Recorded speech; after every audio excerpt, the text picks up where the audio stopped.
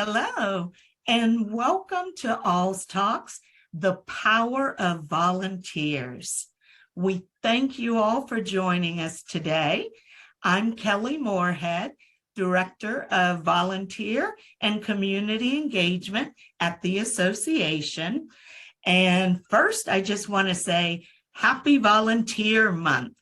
We have been celebrating and showing extra appreciation for our volunteers this month. And really, our volunteers, they truly power our mission for the association. And I am honored to be joined today by three of our amazing volunteers. And I'm going to go ahead and let them introduce themselves. Jonah, do you want to start? I'd love to. Thank you so much. I am so honored to even be here today. And as she said, my name is Jonah, and I am a 2023 100 Men of Color honoree this year. So I'm super proud of that. And what my background is for really probably the last 6 to 7 years, I've been helping families manage the daily challenges related to aging through my two companies, Pansy Home Care Service and A Better Way, as well as being a board member for the Alzheimer's Association here in Connecticut. One other thing that I like to kind of let people know as well is I'm the vice chairman of the local home care association. And people always ask me, right, like, Jonah, like, you got a lot going on there. And I say, if for no other reason, if for nothing else, it helps me to remain inundated with what's going on in terms of, care services, rules, regulations, those type of things, so I can continue being a resource to my families. Excellent. Thanks for sharing that, Jonah. Josie, would you like to introduce yourself? Sure. Hi, my name is Josie, and I'm a junior psychology student at a D1 university. I served as the vice president of philanthropic service at my chapter of my sorority, Sigma Kappa, which is how I got involved with the Alzheimer's Association. Through my role, I helped coordinate our local walk and created both in-person and social media campaigns to raise awareness for the Alzheimer's Association among our college population.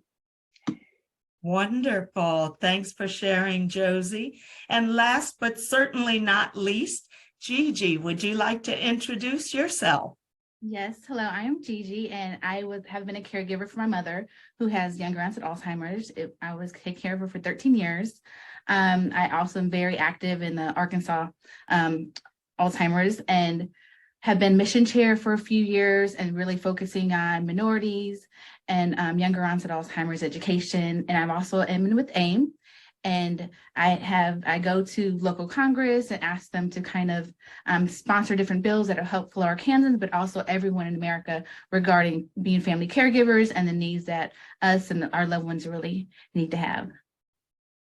Excellent. Thanks for sharing that. So why don't we get started with each of you sharing just a little bit about what first brought you to the Alzheimer's Association? What was that initial contact? Josie, do you want to start? Sure. So I actually did not have a personal connection with the Alzheimer's Association when I initially got involved. Like I said, I'm a member of Sigma Kappa sorority, and I was elected to the position of vice president of philanthropic service my sophomore year. We have 5 philanthropies, and Alzheimer's is the most important to most of the sisters. And the passion of my sorority sisters is what drove me to work towards this level of involvement with the association. Alzheimer's is a very personal cause, and many of my friends and the other members of Sigma Kappa join our sorority specifically because of the Alzheimer's Association. So I felt that pressure to really perform. And in taking responsibility of this position, I knew I had to work as hard as I could to represent those who have a closer connection than I do. However, since I started the position, I have personally worked with retirement communities, and I've chosen to pursue occupational therapy, which is a resource often used by the senior population. Okay, wonderful. Josie, that's pretty Judy, awesome. If you don't mind me chipping in here, that's pretty awesome. What kind of led you to even, considering philanthropic services over, if I'm saying that right, services overall? Like, what was that like thing that led you to even want to do that? Yeah, so my family has always had a large focus on philanthropy. Growing up, my grandmother created her own charity for the underprivileged children in her area, just out of her own pocket, feeding the impoverished children in her area. And I've just always had her and my mom as great examples of how philanthropy is so important. So That's awesome. thank you. that's wonderful. That is wonderful. Thanks for sharing that. Gigi, tell us a little bit about what first brought you to the association. What first brought me to the association was my mother. She had got diagnosed, and at that time, I had 5 children, 10 and under, in a career. And she had younger onset, and back then, this was 13 years ago, there wasn't enough education about it, and she wasn't able to receive the things that people who do have it from the government and things like that, as they do now. And so I was able to leave my career and take care of her. And so I did that hand in hand with my dad. He would go to work in the morning. He changed his schedule. I would go drop my kids off at school, go to stay with my mother. He would come off of work. I would go pick up my kids. And we did that for about 13 years. Just kind of making sure that her life was as fulfilled as we could. But also, this is something that has been in my life forever. My grandmother had it, and 6 of my mother's siblings also have some sort of dementia too. So it's something that's always been a cloud over all of us, whether we know it or not. And I just felt with the association, they gave me a voice, especially when I started working with their local chapter, and then AIM just projected my voice to a larger platform. And so I think it's really important to also have, back then there was no one who looked like me. And so that was one of my things that I don't see anyone who looks like me anywhere. And so I really wanted to be that voice as well. Absolutely, absolutely. So you know firsthand what that sandwich generation caregiver role is like and what those challenges are. Yes. Oh, yeah. Way too well. Way too well. Absolutely. Yeah. Well, thank you for sharing that, Josie. I think there are a lot of people listening today who can certainly relate to that and appreciate that. All of you have kind of shared different ways that you have been involved with the organization. I know, Jonah, you talked about several things, but let me ask you, aren't you also a support group facilitator? Yes, I am. Tell us a little bit about that role. Sure. So I run a men's only caregiver support group. We started back in November, and if I'm not mistaken, unless there's some new ones that's kind of developed since, it was really the first of its kind. And one of the reasons I started it, so my introduction to the Alzheimer's Association was twofold. I have my own like family personal story, and then I have my professional story.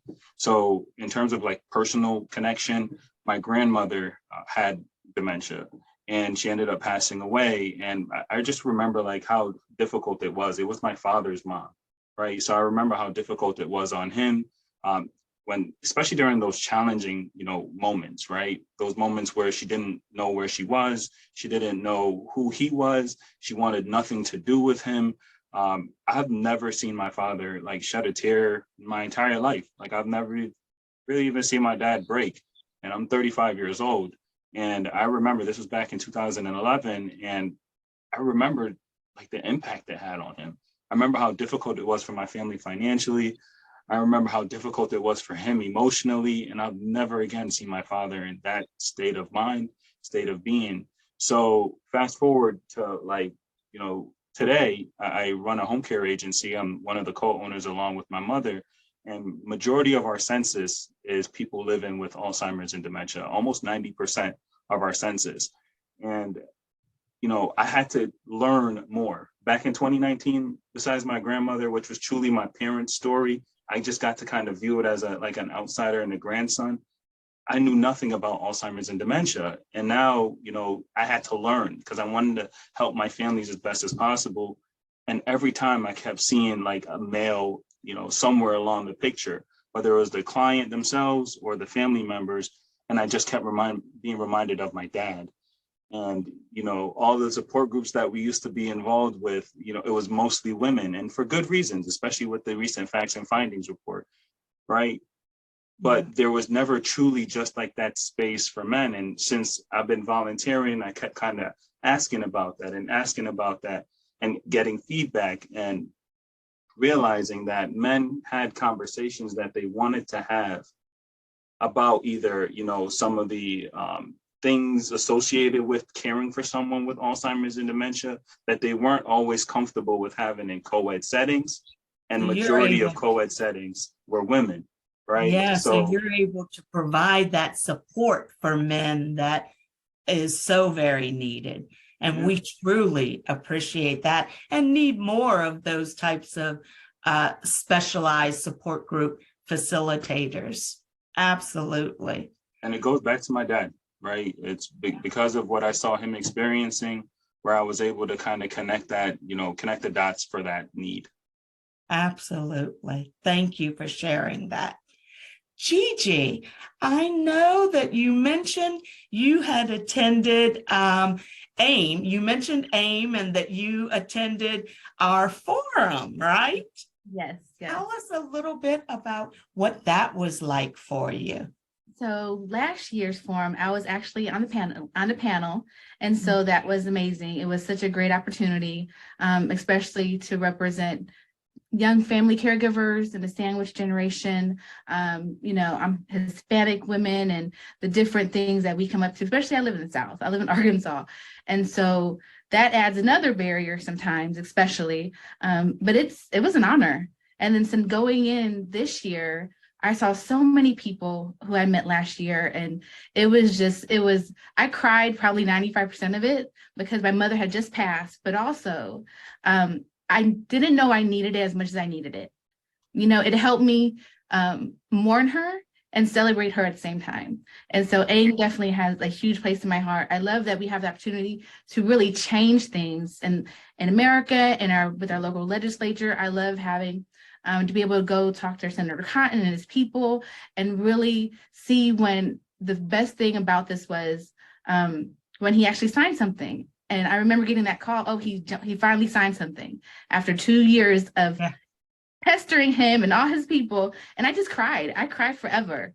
And it was just the best feeling to know that I really did make a change for other people like me, other family caregivers like me. So AIM is one of the best things that I ever found.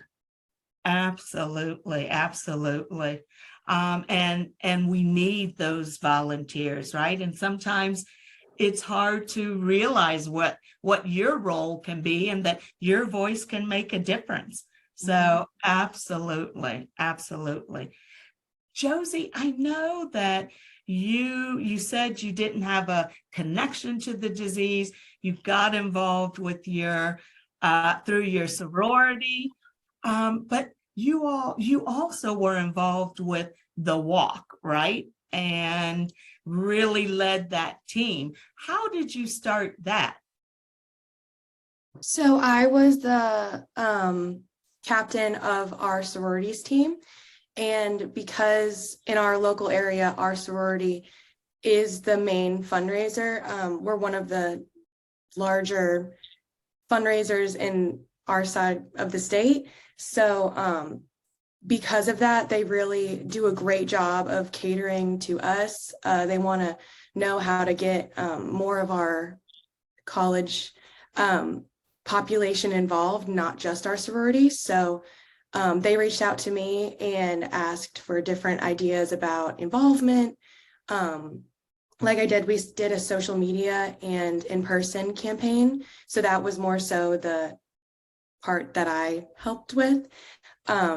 Because our local walk had it down to a science. They were so amazing, and they really were just looking for our input and how to make the experience great for us. So Wonderful, wonderful. And all three of you have been involved in different ways and volunteered in different ways. I'd like to hear from you all. What would you say to others who might be considering volunteering for the association? Jonah? Sure. There's just so many different things that you can do to contribute, right? Reach out to your local chapter and they'll walk you through, every potential thing that you can contribute with. For me, I've been in so many different roles, from community education to just regular just volunteering, the Walk to End Alzheimer's, summer speaker. Just reach out to your local chapter and organization. I've been phenomenal with having Coach E. Her name is Esther Corkland. She's phenomenal. And I like to big her up every chance I get because the support system is there. So if there's an interest, no matter where your interest lies in, having a voice or volunteering, they'll figure out a way to, use that interest and what you like to do most to the benefit of the movement. Yeah, absolutely. Gigi, what would you say to those who might be interested? I definitely contact your local chapter, but also sometimes even think outside of the box. Do something that you wouldn't normally do. I hate speaking in front of people. I was completely scared of it. Just scared me. I was like, I do not want to talk to a senator. I don't want to be in their area, but it is my favorite thing because I know that I am making a huge difference and I see the impact of it. And sometimes when you don't see the impact you make, you can get discouraged. And that's what happened a lot to me. But that means you just change your direction. So maybe, yes, you love doing walks, you love people, you love that thing, but to me, it was too emotional for me to do that. So I had to find my space. So it's okay if you have to kind of keep going to find your space that you feel you can use your best voice at and be the loudest there. That's completely, it took me years to do this. It took me years to feel comfortable talking about my mother because I am such a private person. But once you get it, it's amazing. It's the best feeling in the world. Yeah, I agree with you. If you don't mind me kind of contributing with that, because again, I've been a part of the Alzheimer's Association since 2019. And I mean, just at the beginning of the year, I had to reach back out to, again, my coach E and tell her that, I think, I want to be more aligned in the political space and kind of drop a lot of the other things, because again, I had multiple roles at that point. So it took me years to really figure out like where I wanted to be within the association, but you still have that, the fortitude to try everything. Absolutely. And Gigi, I like that. Find your space, right? Because there's a space for everyone. So I really like that. Just find your space. And Josie, I know that you didn't have a personal connection to the disease, but what would you say to maybe others who don't have a personal connection? What would you say to them about getting involved with the association?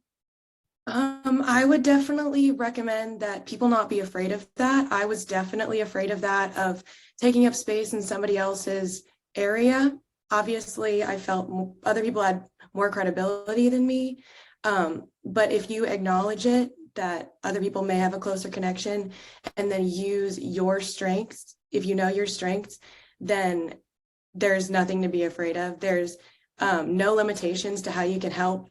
I was afraid that I didn't have anything to contribute emotionally and monetarily, but the Alzheimer's Association helped me find my lane, similar to what Jonah and Gigi said. Just they have the resources and they're appreciative of any help that anybody can give. Absolutely. Absolutely. Thank you, all three of you, for sharing that. I think we've got some time to get some questions from our audience. And it looks like we've got a question for Jonah. Jonah, can you share more about your support group experience with our audience? Sure. I think the resounding message, as I said, that I used to get before we started the support group was, men just wanted a space where they can talk to other men. They kind of wanted a space where they felt comfortable. Just going off the statistics, we're increasing, like male caregivers, right, are increasing over the times. And right now, we make up about 1/3 of caregiving. That number continues to increase. It wasn't 1/3 a few years ago. So as that number is increasing, we're finding ourselves in a space that I think for a lot of men, they weren't necessarily comfortable with before.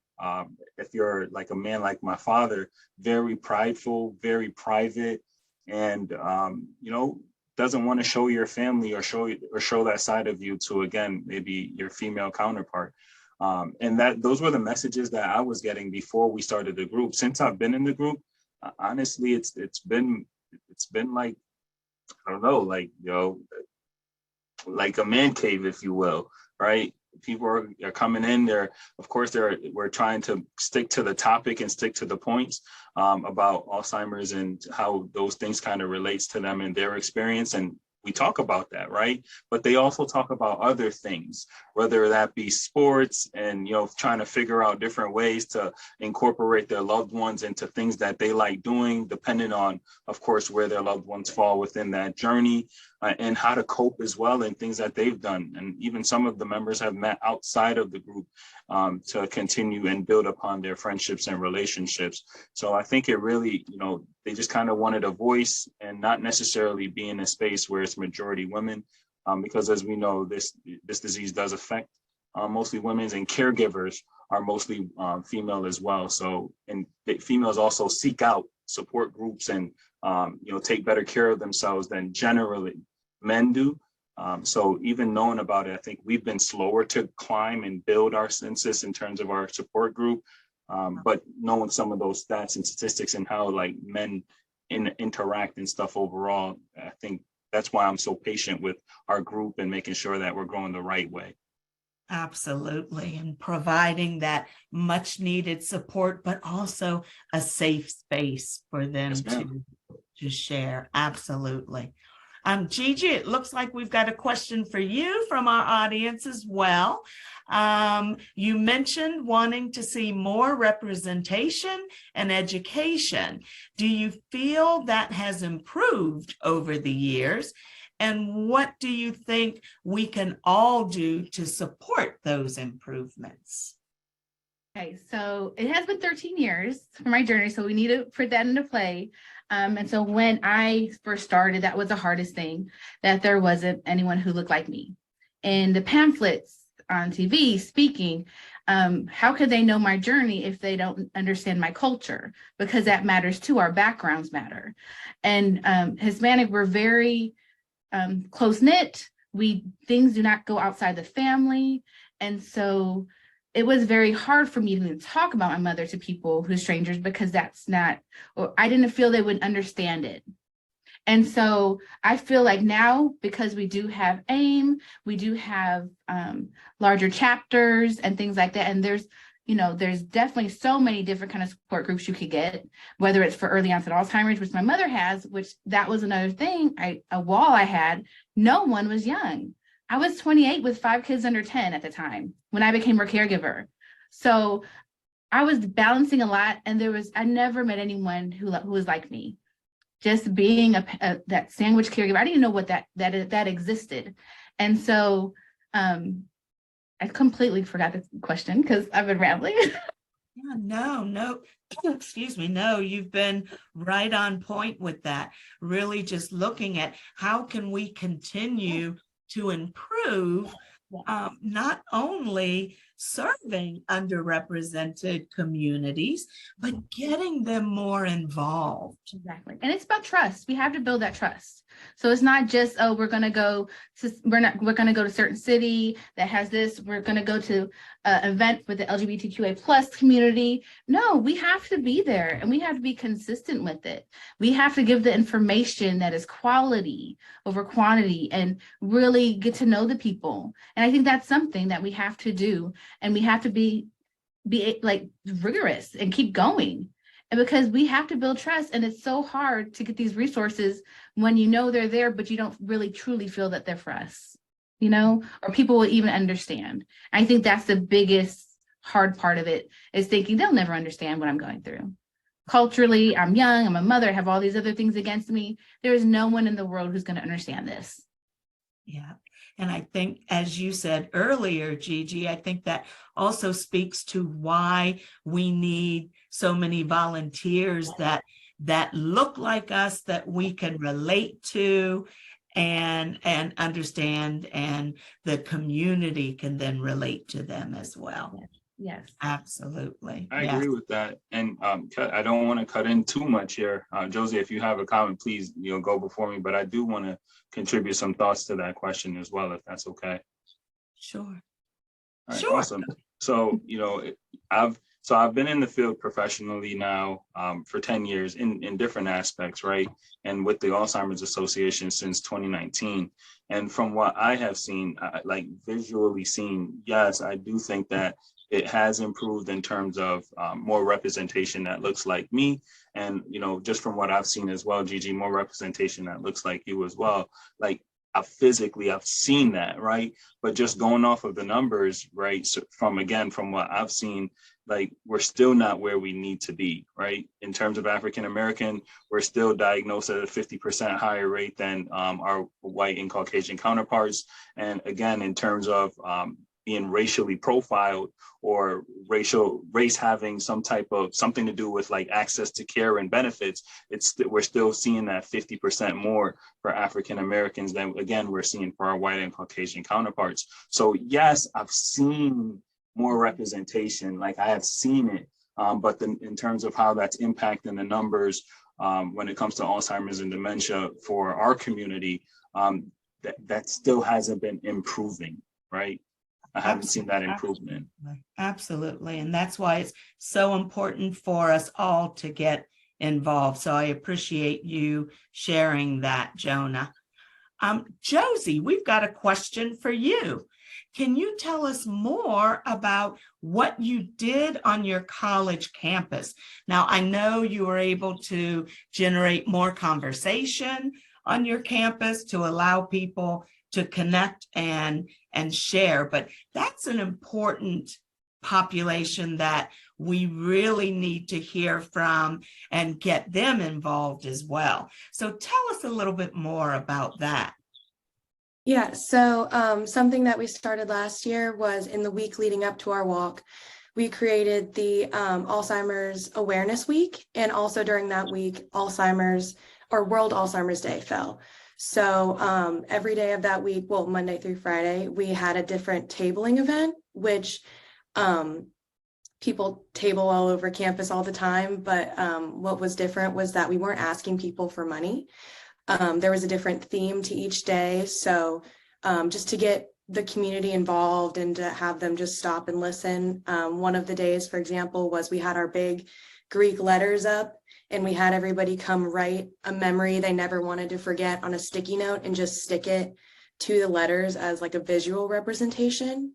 And what I wasn't expecting was how many people stopped just to say, my grandmother was just diagnosed with Alzheimer's. Do you mind if I just sit and talk to you for a minute? And that was really eye-opening, because through the Alzheimer's Association, I was able to offer them different resources. There's other clubs on campus that are involved. There's an Alzheimer's Buddies Club who goes to our local nursing home and spends time with Alzheimer's patients, and just the walk in general if they wanted to make their own team. So it was just, that was something that I wasn't expecting. That was very fulfilling to get to see. And then also the social media aspect, people really enjoyed. And I think it was mostly just whatever you want to do, as long as you know the population you want to hit and cater to them, you can really see a lot of growth. We had, in the end, I think, our social media campaign, we started Memories We Never Want to Forget.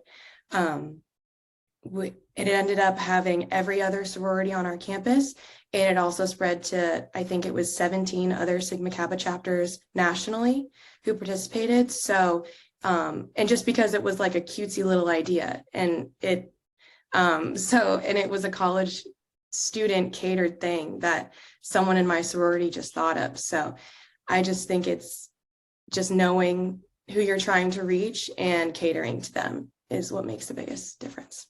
How does that make you feel to like do something that successful? It was intimidating, definitely, because how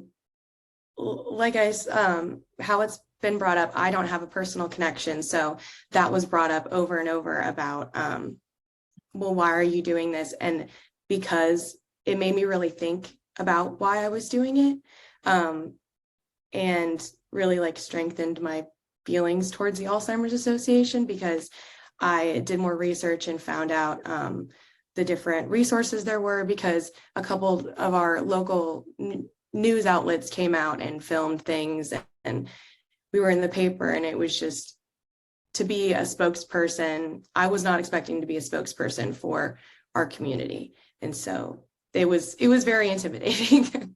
Yeah, but Josie, that's a great that's a great point. Being able to know and connect with your why, right? And everyone's why for getting involved and volunteering is different and looks different. And it doesn't have to be a personal connection to the disease. So I really appreciate that. Last question. All of you have given us just so many good examples of not only ways to volunteer and support your community and really finding your why, your passion. Is there anything else that any of you would like to share with the folks who are listening and joining us today who might be thinking about volunteering? What is one thing you would like them to take away from our conversation today? Who wants to start? I think I'll start. I think for me it really is finding your space, but also being okay with talking about the hard parts. I mainly talk about the hard stuff because I never felt it was beautiful to take care of my mother. I hated seeing her like that. I hated seeing her disappear in front of my eyes. I hated to see the pain in my children. Like, I was angry for at least 5 years straight. Because of this, I didn't see it as rewarding. And I think it's okay to feel that way. I think that's what it is. For me, I wish I had somebody tell me it's okay for you to be angry. It doesn't mean nothing that you don't love your loved one. It just means that this is hard and it's gonna be hard. And you just can't handle how hard it is right now. Right. And so that gave me a voice. When someone finally told me, use that. Use whatever you feel and use that as your platform and your energy to get the education out, to advocate, to tell your story. Because I cry every single time I'm talking about my mother. I'm surprised I'm not crying now. Like, every single time for 13 years, I cry. There has not been one time, and that's okay. So if you need to cry, trust me, everyone around you is okay with that. And so just find your moment and just go with it and be 100% who you are. You do not have to be how you see everyone else doing it. If you want to wing it, girl, just wing it. That's just how I feel. And be real with your situation, because every caregiver is not the same. We all don't have the same things. We don't have the same resources. And so your story will hit someone and it'll be amazing. That's real. Exactly. Every caregiver doesn't even have, the same connection to the person that they're caring for. Like, everyone's story is completely different. And if I had to, share something, it's, 1 in 3 seniors die with Alzheimer's or another form of dementia. So we need all the advocacy, all the voice that we can get. And at this point, again, with the facts finding reports, dementia kills more than breast cancer and prostate cancer combined. And I don't think a lot of people know that or is aware of that. And Josie, I'm sure there's many people like you that might not necessarily have a personal story, but I'm sure if they look hard enough, whether family or friends, they're going to see or know somebody that's helping someone living with Alzheimer's and dementia. And lastly, Josie, just to share with you as well, my executive director here for the Alzheimer's Association in Connecticut, does not necessarily have a personal story. And yet, she's the executive director of our chapter because of everything and just how amazing she is and how amazing of an advocate she is. So again, you don't have to have that personal connection, right, to still make an impact for the organization and the cause.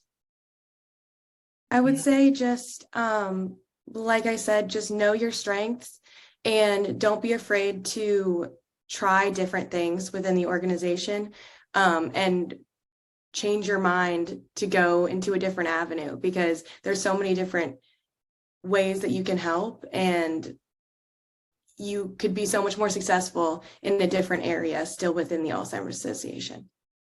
Absolutely. Absolutely. All of you shared such key points, right? It's taking not only what you know, what you've experienced, but also taking your skills and your talents and using those to get involved and make a difference. And to Gigi's point, making it better for others moving forward. So I so appreciate all of you sharing that and being able to share your stories and share your why and how you got involved, and to encourage others to get involved as well. So I certainly appreciate that. So as we wrap up, I just want to thank everyone for joining us today. And especially, I want to thank Josie and Gigi and Jonah for sharing their stories and their experiences, and just being so open and free with that, and encouraging others to get involved. So we truly appreciate that. And we also just want everyone to know, if you have any questions about Alzheimer's or dementia, you can certainly reach us on our helpline. That's 800-272-3900. We're there for you day or night, 24 hours, 7 days a week. We also would love for you to reach out and connect with your local office. And you can find that local chapter through our alz.org website. That's alz.org. So thank you so much for your time today. And again, thank you to our wonderful volunteers for sharing their stories and their connections and their why.